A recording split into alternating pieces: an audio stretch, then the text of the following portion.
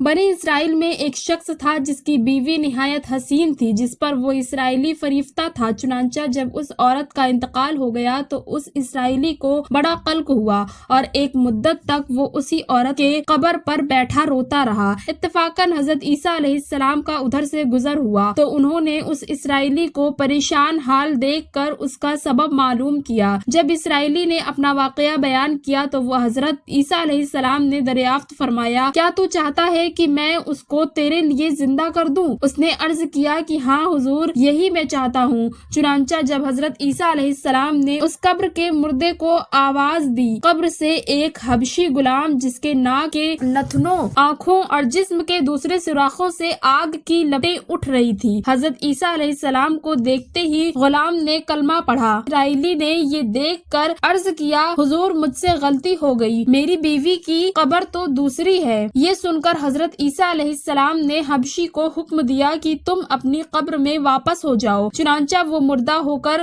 گر گیا اور اس کی قبر کو مٹی سے چھپا دیا گیا۔ پھر حضرت عیسیٰ علیہ السلام نے دوسری قبر کی جانب توجہ فرمایا اور حکم دیا کہ اے صاحب قبر، اللہ کے حکم سے زندہ ہو جا۔ اب چنانچہ قبر پھٹی اور اس سے ایک عورت سر سے گرد جھاڑتی ہوئی باہر آ گئی، جس کو دیکھ کر اسرائیلی بولا، یا روح اللہ، میری بیوی یہی ہے۔ اور حضرت عیسیٰ علیہ السلام کے حکم سے وہ اسرائیلی اپنی بیوی کو ہمراہ لے کر واپس ہونے لگا، مگر عرصے سے جاگا ہوا تھا، اس لیے اس پر نیند کا غلبہ ہو گیا اور اس نے بیوی سے کہا کہ تیری قبر پر گریہ وزاری اور بیداری نے مجھے ہلاک کر دیا ہے، اس لیے میں چاہتا ہوں کہ کچھ دیر آرام کر لوں۔ بیوی کہنے لگی کہ ہاں آپ آرام کر لیجئے۔ چنانچہ وہ اسرائیلی بیوی کے زانوں پر سر رکھ کر سو گیا۔ اتنے میں ایک گھوڑے پر سوار ایک شہزادے کا ادھر سے گزر ہوا جو اپنے زمانے کا یکتا حسین تھا، جس کو دیکھ کر شہزادی آز خود فرشتہ ہو گئی اور اس کا دل قابو میں نہ رہا۔ اس نے شوہر کا سر زانوں سے نیچے رکھا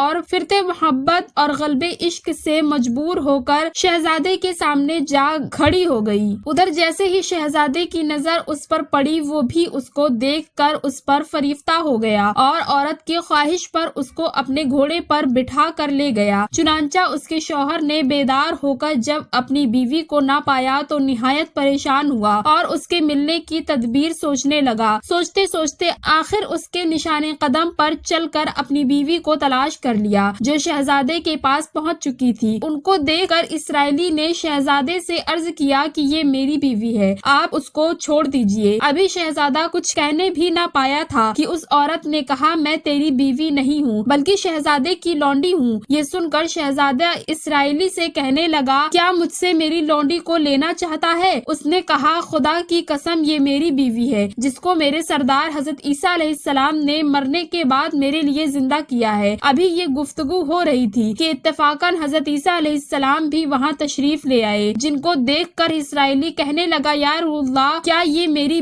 وہ بیوی نہیں ہے جس کو آپ نے میرے لیے زندہ کیا ہے؟ حضرت عیسیٰ علیہ السلام نے فرمایا کہ ہاں یہ وہی ہے۔ یہ سن کر عورت کہنے لگی کہ یا روح اللہ، یہ شخص جھوٹا ہے، میں تو اس شہزادے کی لونڈی ہوں۔ حضرت عیسیٰ علیہ السلام نے فرمایا، کیا تو وہ عورت نہیں جس کو میں نے اللہ تعالیٰ کے حکم سے زندہ کیا ہے؟ عورت نے کہا، یا روح اللہ، باخدا میں وہ نہیں ہوں۔ اس کے بعد حضرت عیسیٰ علیہ السلام نے فرمایا، جو جان خدا کے حکم سے میں نے تجھے دی ہے اس کو واپس کر دے۔ یہ سنتے ہی وہ عورت پھر مردہ ہو کر گر پڑی اور حضرت عیسیٰ علیہ السلام فرمانے لگے کہ جو شخص ایسے آدمی کو دیکھنا چاہے جو کافر مرا تھا اور زندہ ہو کر ایمان لایا، تو وہ اس حبشی غلام کو دیکھ لے جو پھر ایمان کی حالت میں مرا ہے، اور جو کوئی ایسے شخص کو دیکھنا چاہے جو مومن مرا تھا، پھر اللہ نے اس کو زندہ کیا اور وہ کافر ہو کر حالت کفر میں مر گیا، تو وہ اس عورت کو دیکھ لے۔ اس واقعے کو دیکھ کر اسرائیلی نے قسم کھائی، اب کبھی نکاح نہ کروں گا، اور میدانوں کی طرف نکل گیا جہاں اللہ تعالیٰ کی عبادت میں مصروف رہ کر اسے موت آ گئی۔ نبی اور رسول کے اقرار و انکار کا نتیجہ اسے حکایت سے ظاہر ہوتا ہے اور سبق ملتا ہے کہ کامیابی اپنے نبی کے اطاعت و محبت سے ہی مل سکتی ہے۔ چنانچہ ہمیں بھی چاہیے کہ ہر حال میں اپنے نبی کی اطاعت کریں۔